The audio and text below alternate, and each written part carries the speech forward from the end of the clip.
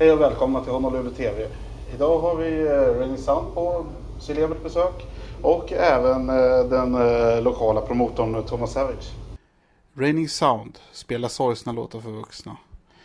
Bandet har funnits ett bra tag i lite olika konstellationer. Det är som alltid centrerat kring Greg Cartwright, tidigare Oblivions och Compulsive Gamblers.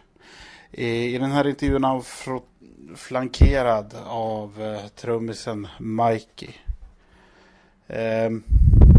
Ja, förutom de här två amerikanerna så ser vi den lokala entreprenören och glädjespridaren Thomas Savage som är med i egenskap av någon slags nestor i ämnet. Över till intervjun. So, how's the tour been so far? Well, just started. So right. Yesterday was the first show in Finland. Okay. Yeah. All right. So it's off to a great start. How was Finland? How was the Finnish crowd? It was great. I've never been to Finland before. All right. Yeah. So, and we played at Helsinki. Yeah. The crowd was good. There were a few hundred people there, and everybody had a good time. So it was good. I had more fans there than I knew I had. It's a real rock and roll country. It is? Yeah. Much more than Sweden, I think. Really? Yeah. Live and learn. Yeah. I've been here before. I've toured Sweden before, so I knew that there was a good audience here for rock and roll, but I'd never been to Finland, so it was a surprise. I think the Finnish crowd is like broader. I like all Finnish people like rock and roll. Oh, yeah? Sweden is just a select. Wow. I think it has to do something with their drinking habits. Yeah. Well, now see, when I got to Finland, like I didn't have anybody accost me, but as soon as I got here to the hotel, there was a guy with a goner hat, like a record and camera, like. They were taking pictures when we got out of the van. They were taking them through the window. I thought they were just kids busting balls, but they weren't. They were fans. Yeah, this is how they exit a van. Putting a scrapbook together. They're Japanese of Northern Europe.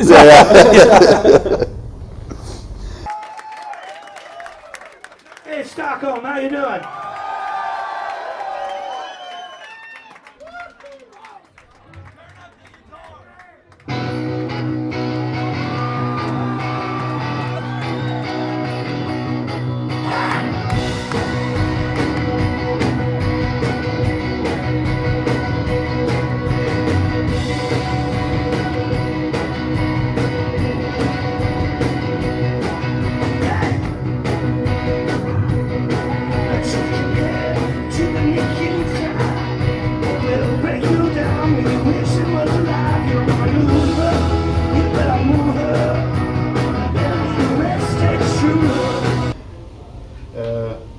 So you've been doing this for some years now?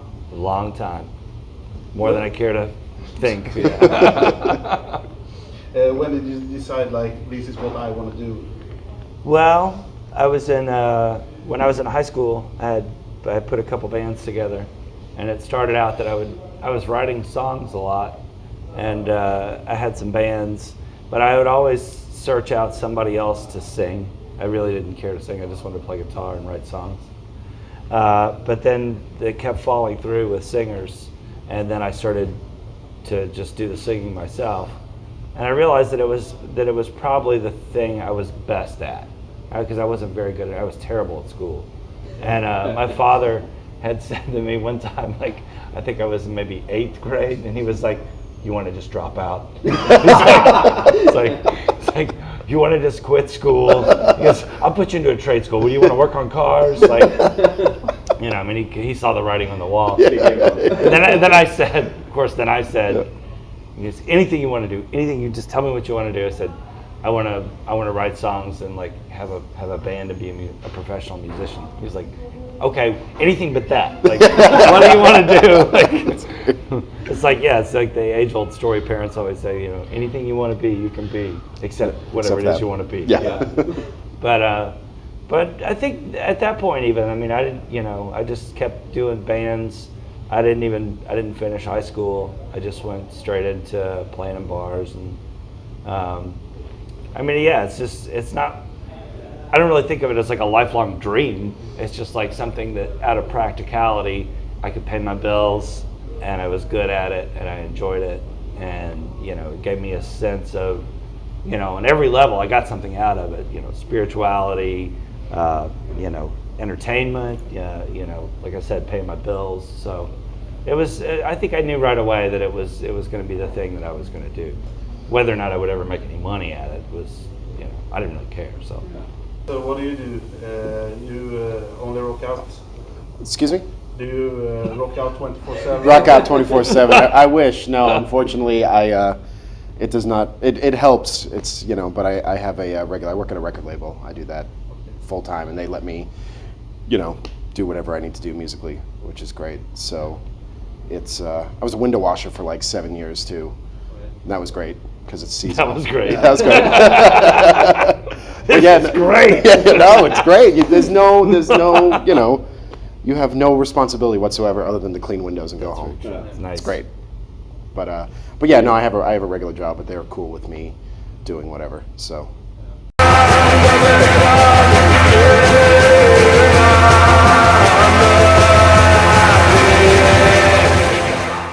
Göteborgs smaskigaste svennepizzerior. Rufino, Mr Tomato, Gambero. Göteborgs vidraste svennepizzerior. Jäklarna pizzeria, Rimini, pizzeria Sommar. I read in an interview that one of your first musical impressions, like live, was Tal Falco. Yeah, that was well, when I was a teenager, a lot of the people that I was hanging out with, they were getting into a lot of punk bands, and right about that time, hardcore was just starting to happen and be really big. And so I was going to see a lot of bands that were passing through, and we were lucky. In Memphis, we had this club, The Antenna, which was kind of a hub right in the center of the States. There was a regular stopping spot for a lot of punk bands. So I got to see a lot of the bands that I wanted to see at that time. But also, there were a lot of bands that were just shit. I mean, they just weren't very good. It's like, sometimes it would just be so fast and like, just so no melody and just like, and your friends kind of like it and you're kind of trying to like it, but it's like not really doing it for you. And I remember we had one night, one afternoon, they had matinee shows, because they had the all-age shows during the day. And we went for an all-age show.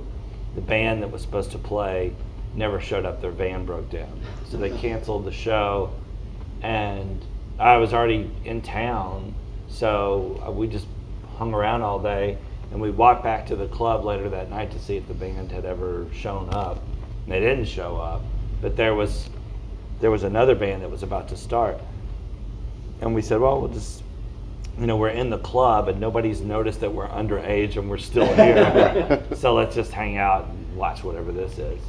And it was Tav Falco and the Panther Burns with George Reineke playing guitar, who had he had a really strange malady with his hand where he only had like 2 fingers, was like his fretting hand.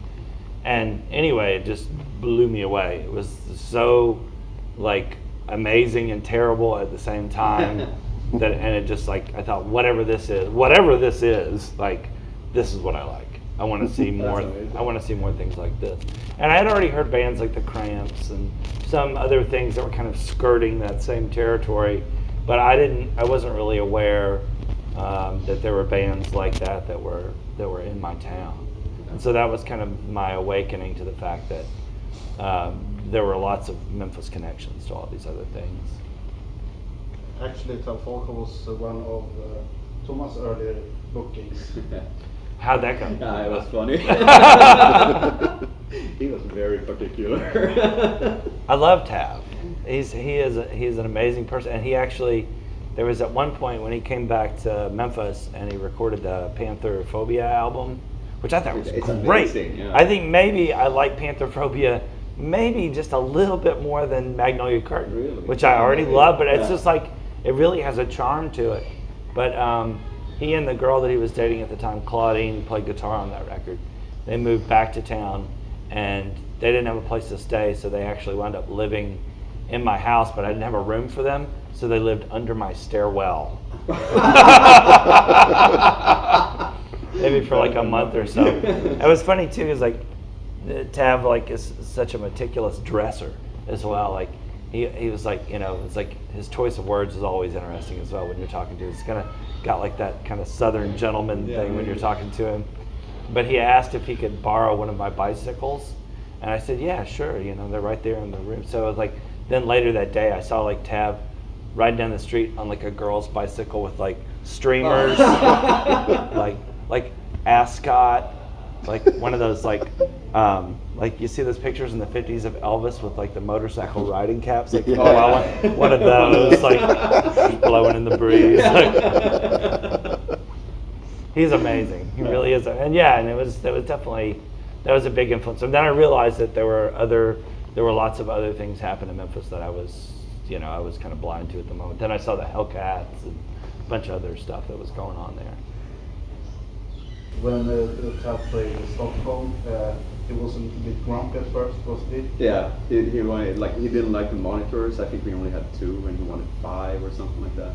And so he came up to me and he said like, well, I'm not gonna sing if this is what you have. I'm not gonna sing. I can do an instrumental section. Right. He's got a delicate voice. Yeah. He really and I needs was like, to. okay, so well, what can we do? Well, if you pay me €50 extra, I can do some local numbers too. So we agreed. Wow. We did the Nice. show. That is some bargaining. He ended up. I think he ended up singing for like 2.5 hours, something like that. Wow. Well, you definitely got your money's worth. Yeah, definitely. 2.5 hours. Yeah, a it was totally businessman. worth it.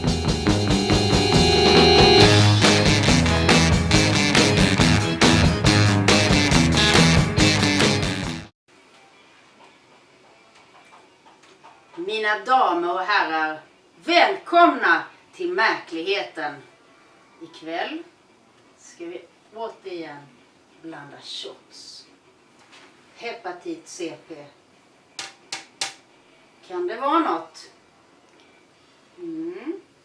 Det vet man inte förrän man har provat. Okej, då vänder jag mig först och främst till alla er i bar underkropp. Man börjar med sprit, vodka, med fördel Smirnoff. För det är ju faktiskt den finaste spriten som finns.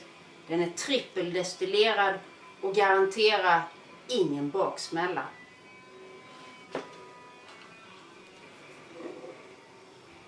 Ja, så häller vi upp lite godtyckligt. Oj, den där blir stark. Nästa ingrediens, nyponsoppa. För den gula färgen. Här är det inte så noga. Det kan liksom, ja, det skär sig lite, det skiktar sig. Men det är mysigt.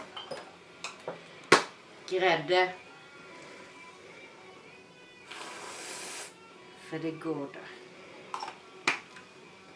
Och sen, som pricken över it, mandelbiskvier. Väldigt lätta att få tag i på 70-talet, men numera nästan helt omöjliga. Jag placerar den, ja, sådär. Det ska ju inte bara vara gott, det ska också se gott ut. Det är mycket C-vitamin i den här. Och skulle vilja tillägga att den kan med fördel intas tillsammans med GGs countryskiva. Kanske Carmelida eller Boston Girl. Pepper.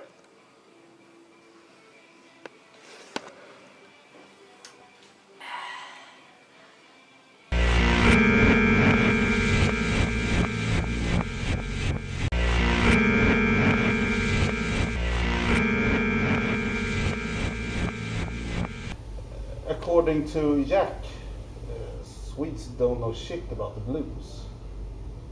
Ooh. Well, I've never asked them, so I don't. Do you feel like you have any knowledge of the blues? Shit, I don't know. I don't know what to say. We get insulted when he tells us that. No. I don't. Like Robert Cray? Like, Yeah. Like good blues? Stevie Ray Vaughan. Really good blues. Shuffle. Good blues.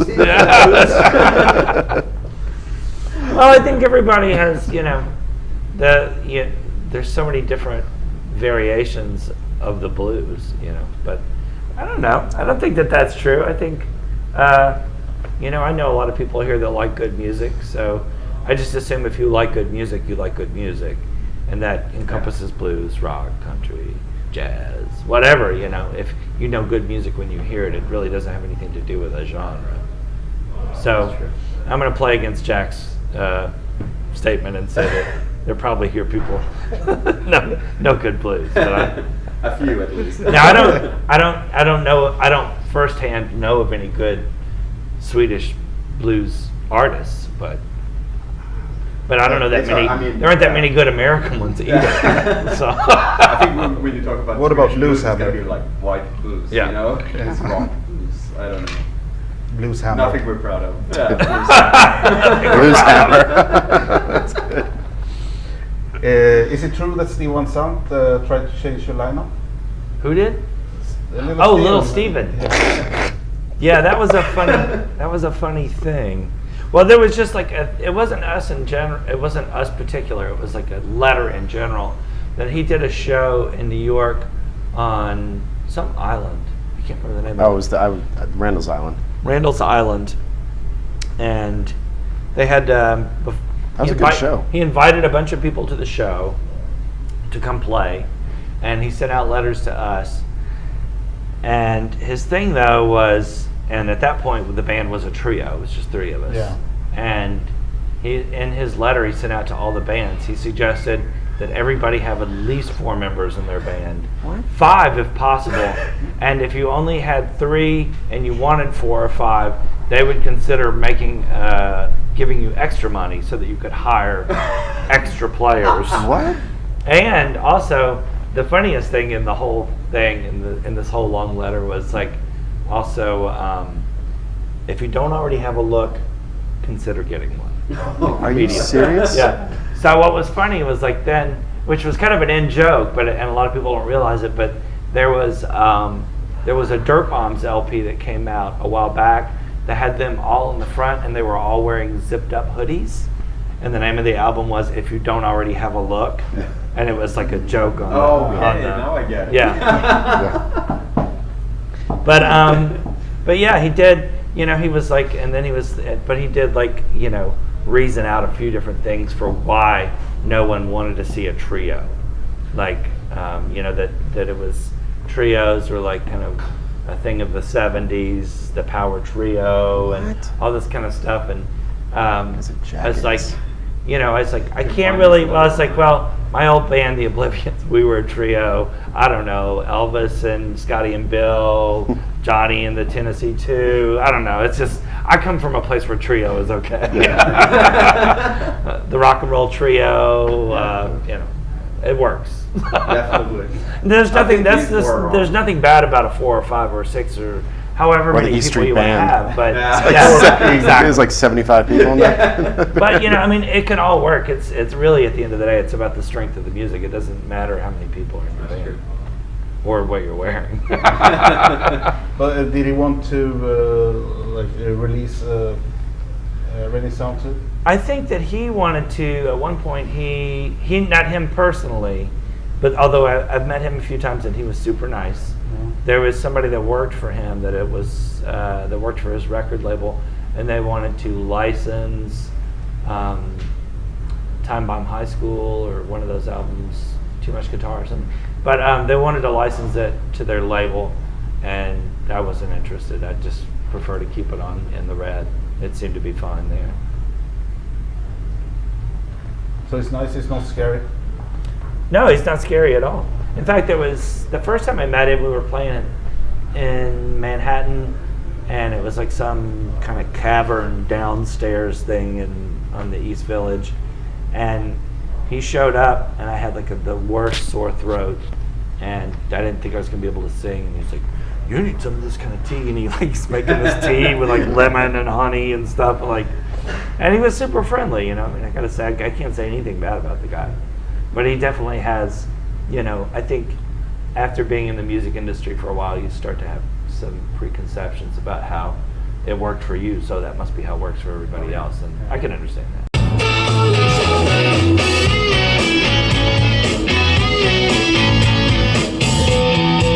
It's gonna be sweet because we're going to the South Side tomorrow night, and we're gonna get some pussy. At least that's what my group always thinks when we're going out. Because watching TV, groups of guys always go out to get pussy. So I'm really hoping that there are other groups in the world where they don't get any pussy. I don't know what it is about my group, but I always drive all of us home and drop everybody off at their own house.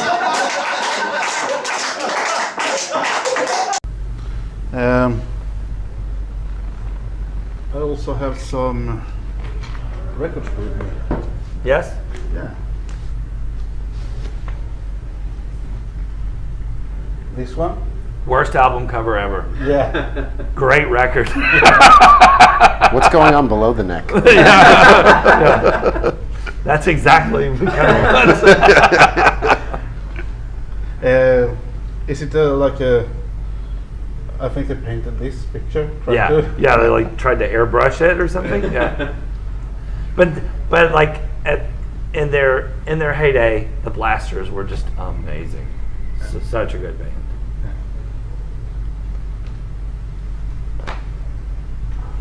What about this one? Great. In fact, Vertigo. Like, there's so many good Vertigo records. Yeah. Like, they put out really cool folk stuff. But all the early Black Sabbath stuff's great. Came with an awesome poster too. Yeah. I got that thing. Long ago. Yeah. It's not in there. It's in my bedroom. Yeah. On the ceiling. Yeah. I say goodnight to it every night. Good night, boys. Used to have a mirror there. But Yeah. Smoke a joint, listen to Masters of Reality in the dark. This guy? Great. You know this guy? Yeah. Love it. Yeah. Released it. Yes. Very proud. Proud father. Proud Papa. Yeah. What's on this one? I forget what else on this one. That's the first one. Yeah. What's the one that he did about crawfish? That's my Chinese. favorite. Chinese crawfish. That's the other one. Yeah. Yeah, that's the one Gunnar released, right? Yeah. No, that's a great record too. Yeah. He's amazing. Everything he does. Yeah, and like he can do so many different things. Yeah. Is the And it amazing still thing. sounds like And it's him. all genuine. Yeah. None of it ever sounds like he's kind of like, oh, I think I'll do a power pop. Yeah. Like it's all like amazing. And like the newest record that he did, it's like the way he does his rhymes and the way he fits so many words into a phrase, but it doesn't sound crowded. It just seems very unique. Yeah. Yeah, I admire King Louis. He's made a lot of really good records over the years, and he wrote a lot of that stuff on the what was that band? Not the Heart Attacks, the Exploding Hearts. The Exploding Yeah. Hearts. Yeah. And that stuff's all great too. Yeah. All the best songs, I think. Yeah, I love John Prine. Yeah, great songwriter. I got to play on stage with him.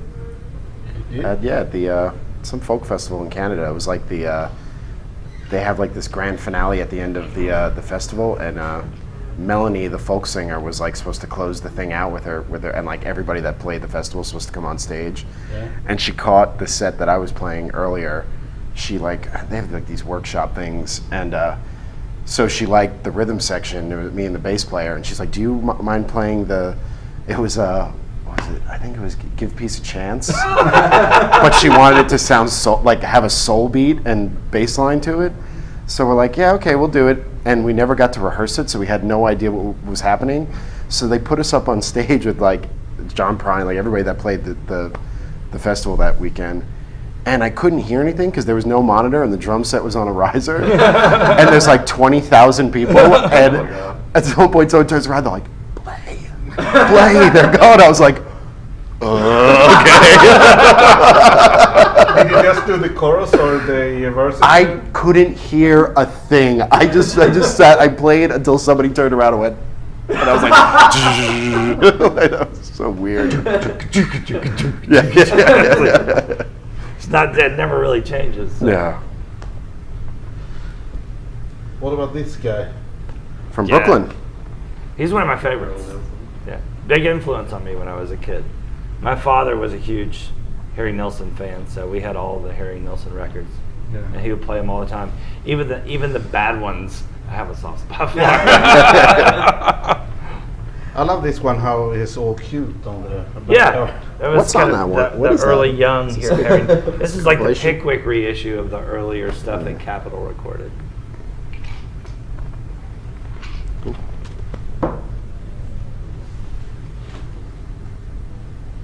What about this one? I don't know that. Well, obviously it's Very evocative Killer. cover. It's the vagina. The world is a vagina. Yeah, I like that. It's the world. Swedish art. It looks like a bad. It looks like rap rock or something like Ice-T's in the group. It's actually hardcore. Yeah. They definitely I want. think I saw this guy They went on outside to- earlier. They went on tour. They're opening for Body Count. Reading. Oh wait, these guys could probably kill us. Yeah. Never mind. Was gonna make a joke. Yeah, but never mind.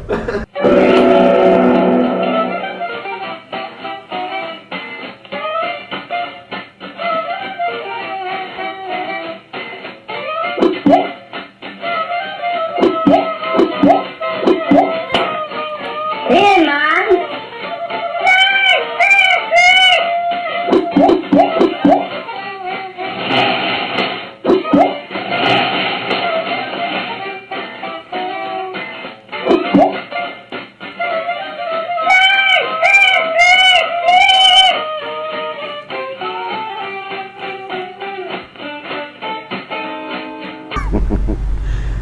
Lousy bands shouldn't have good artists do artwork for them. Yeah, it fools you. What about this guy? Yikes. Yeah. Do you know Benny, the bass player, got cat scratch fever? Fact. Really? I thought that was Real like cat I scratch. thought I thought What is that that? it's if when a cat scratches you and it's from like the bacteria from the litter Yeah. gets in your blood system and he like his lymph nodes got all inflamed and he got real sick and he went to the doctor and she had to look it up on the computer because it's like something people don't get anymore. But he got this new like kitten and the thing was crawling with cat scratch fever. Yeah. This is the picture of a man who doesn't need stimulants. Yeah. I can see why he's anti-drug. Like he really should be. Yeah. Yeah, it's really anti-drug, isn't it? These are some of Jack's favorites that you're pulling out. Yeah. We're just about to wrap things up. What is the plans for the near future for Raining Sound, and what do you expect from this lovely evening? It's going to be great. This is the 10-year anniversary of the club, Yeah. so that's kind of special. I feel glad to be here. And then the Raining Sound with this new lineup. We did the EP that's on Scion, and then this January we're going to record a new album. Right. Good one. And what's your hopes for tonight? Oh, I hope it's gonna be great. I mean, I still think about that show. Was it 8 years ago? Yeah. They were here. That was amazing. That was a good time. That was a really good tour. Yeah. It's such a good time. You know it's going to be great. Yeah, I know. You have to you can hope no one dies. Yeah, exactly. That we don't lose power. Yeah, You know, exactly. all Yeah, that cross your goes- fingers. everything Nobody goes- falls in the water. Yeah, exactly. Okay, thanks guys. Thank you. Thanks so much. Hey, thanks. Appreciate it, Frederick. Thanks so you. much, Thomas. Thank you. We'll see you. Thank you. Tack ska du ha. Och det var allt för oss för den här veckan. All right, let's try to get a quick Ha det bra. sound check. All right. Thanks, guys. Yeah, thanks, man. I really appreciate it.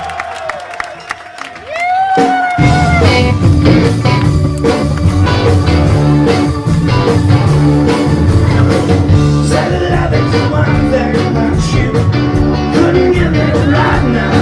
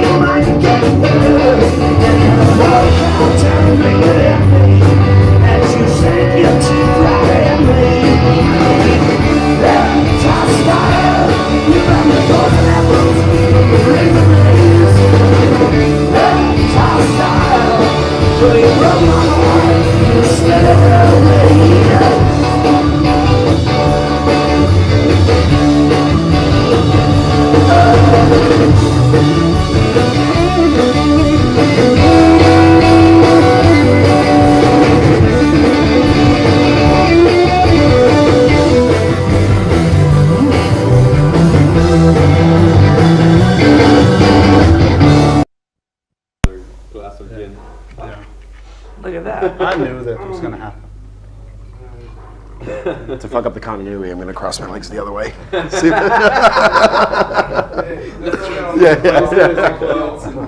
I grew a beard really quick. Anyway, it evolved into the only homosexual experience I've ever had.